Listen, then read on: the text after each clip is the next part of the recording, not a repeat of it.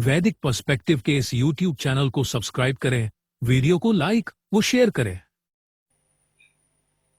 ओम नायी दिवः पृथिव्या अंतमापुहना मायावी धनराम पर्यभुवन युजम वज्रम बुद्धः चक्र इंद्रो निर्ज्योतिषा तमसोगा अदुक्षा। नहीं प्राप्त किया जिन्होंने स्वर्ग और पृथ्वी का अंत, नहीं किया प्रज्ञाओं द्वारा धन देने वाली का सर्वतः तिरस्कार। युक्त को वज्र किया वृषभ ने, इंद्रियों को वश में करने वाले ने निरंतर दोहन किया ज्योति पूर्वक अंधकार की गमन की जाने योग्य का। ये ऋग्वेद के पहले मंडल के 33वें सूक्त का 10वां मंत्र है। सुधारा जा सकता है, सुधार किया जा सकता है। तो हिंदू धर्म जो दृष्टिकोण प्रस्तुत करता है कि भाई आप किसी भी विषय में जो है वो क्रम नहीं बनाया गया है आपको। और अगर आप आगे नहीं बढ़ना चाहते हैं, अगर आप अपने लिए स्वयं हितकर जो परिस्थितियां हैं वो अपने लिए पैदा नहीं करना चाहते हैं, अपने प्रयासों से, अपनी इच्छा से, अपनी मेहनत से, अपने कर्मों से, तो फिर आप जिम्मेदार हैं, आप ही वो करना है वो काम। ऐसा कोई रुकावट उसमें नहीं डालता। तो जितनी सक्षमता व्यक्ति की है उतनी सक्षमता का प्रयोग उसको करना चाहिए। फिर कुछ चीजें ऐसी हैं जो व्यक्ति की क्षमता से बाहर की है, वो पार्ट इंसान का है। व्यक्ति की जो यहां पर जो उसकी स्थिति है उसमें अधिकांश चीजें उसकी कंट्रोल में, और कुछ चीजें हैं जो कि उसके नियंत्रण में नहीं है।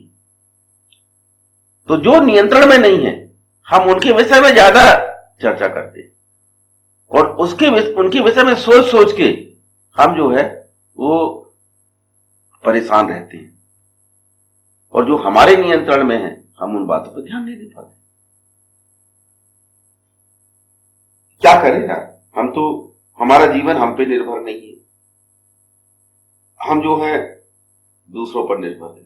जीवन के लिए ईशान ने जीवन देता है, ईशान जीवन ले सकता है, पर ईशान ने ये जो अपने पास जो चीजें रखी है उसके विषय में क्या वस्तु स्थिति क्या है वो वेद में क्लियर की है।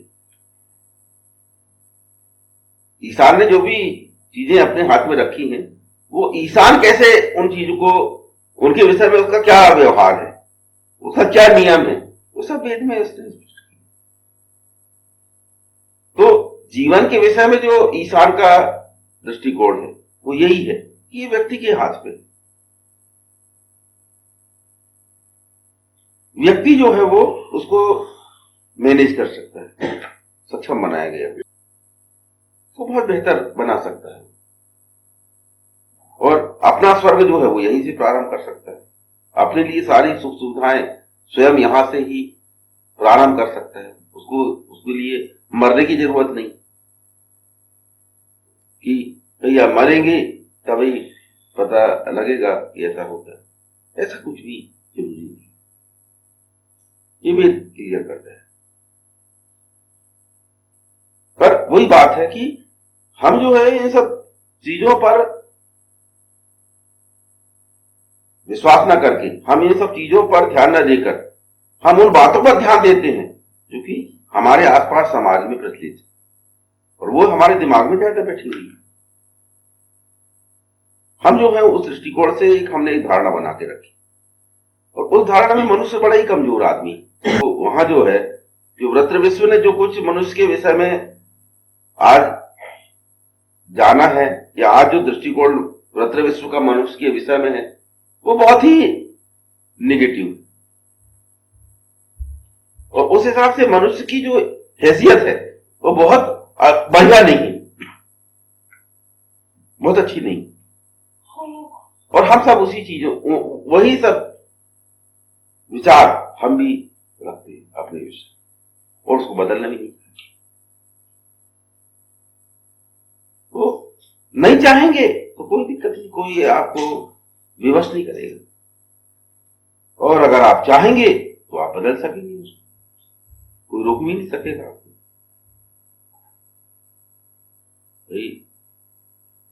ऋषि मुनि जो है हमारे यहां, दीदी जी भी हुए, कुछ लोग देवता तक बने, जो ब्रह्म विशिष्ट ब्रह्म तक बने, सब इसी पृथ्वी ग्रह में ही लोगों ने वो सब कुछ किया है। और कुछ लोग उस सब कुछ पाके भी राक्षसी प्रवृत्ति को अपनाया कुछ लोगों ने। तो सब कुछ यहाँ हर प्रकार का कार्यक्रम लोगों के द्वारा किया गया है।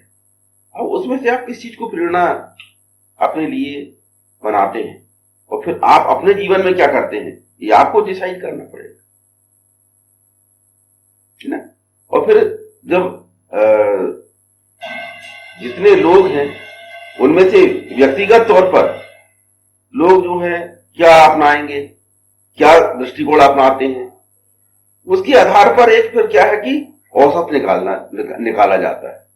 फिर उससे तय होता है कि औसत रूप में लोगों की जीवन की क्या स्थिति।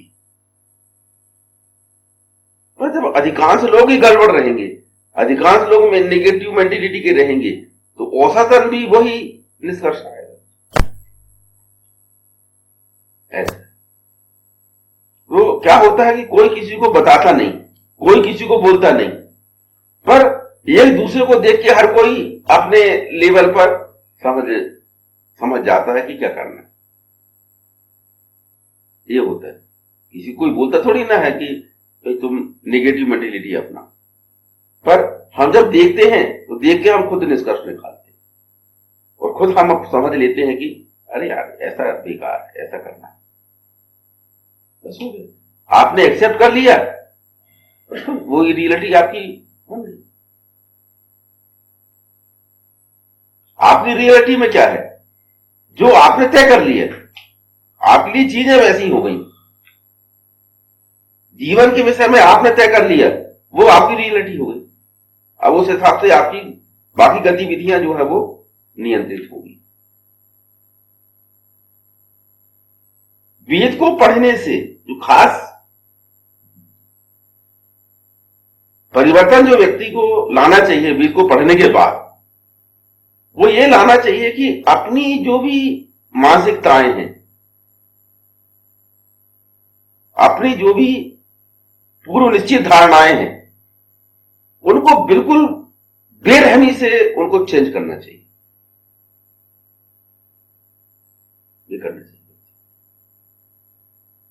कि उन पर बिल्कुल टिके नहीं रहना चाहिए, कि जो पूर्व निश्चित धारणाएं हैं बनाए रखेंगे, ये कोशिश नहीं करना चाहिए।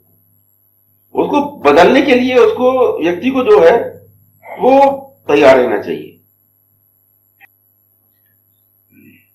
तो अगर ऐसा व्यक्ति करता है तो क्या होगा कि पहले से बेहतर कंडीशन में आप आते चले जाएंगे। जैसे जैसे वेद पढ़ते चले जाएंगे तो आपके जो पूर्व धारणाएं हैं वो बदलती चली जाएंगी।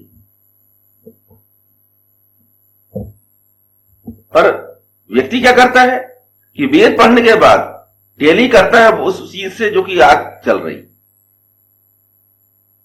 और वेद की बातों को उस हिसाब से समझता है। उससे क्या होता है, वेद को पढ़ने का भी कोई फायदा नहीं होता, क्योंकि आप जो आपकी रियलिटी है जो कि पहले से बनाई हुई है, आप उसको चेंज नहीं कर रहे, उसको डिस्टर्ब नहीं कर रहे हो। तो उस आधार पर आप वेद को समझते, जबकि क्या है, वेद के आधार पर अपनी रियलिटी को चेंज करना चाहिए। क्योंकि वेद जो है वो व्यक्ति के लिए शाश्वत संविधान है। मानव क्या कर सकता है, क्या नहीं कर सकता है, और मानव क्यों बनाया गया है, मानव को सृष्टि में उसकी क्या भूमिका है, सारी क्षमताएं, सारा सब कुछ क्या व्यवस्था है, ये सब कुछ वेद में स्पष्ट किया गया है। और वेद इन सब चीजों को, उसका पूरा कवरेज आपके सामने पेश करता है।